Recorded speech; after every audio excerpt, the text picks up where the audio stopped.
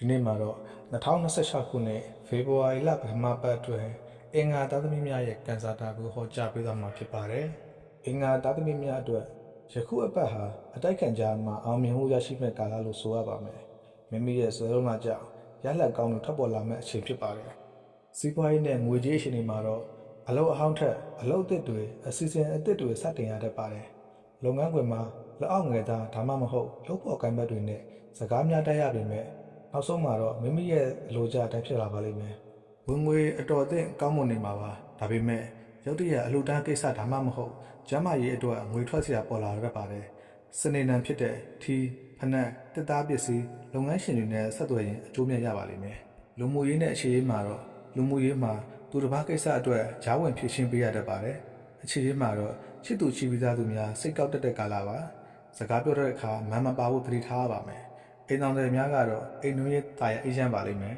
။ကျန်းမာရေးအနေနဲ့အပူကန်ခြင်း၊သွားကြိုက်ခြင်းဒါမှမဟုတ်ခေါင်းကိုက်ခြင်းဝေဒနာလေးတွေဖြစ်တတ်ပါတယ်။အထူးသတိထားရမယ့်အချက်ကတော့ဝါသကိုရှေ့မထားပါနဲ့။ခရီးသွားစရာရှိရင်အရှိတောင်ရက်ကိုသတိထားသွားလာပါ။အကျိုးပေးကဏ္ဍကတော့3 9 1ဖြစ်ပါတယ်။ရတရားအနေနဲ့အင်္ဂါနေ့မနက်ပိုင်းမှာဖះ၌ဈေးကိုဒါမှမဟုတ်ဈေးညွန့်36ညွန့်ကတ်လို့ပြီးမိမိလိုရာစုကိုတောင်းပါ။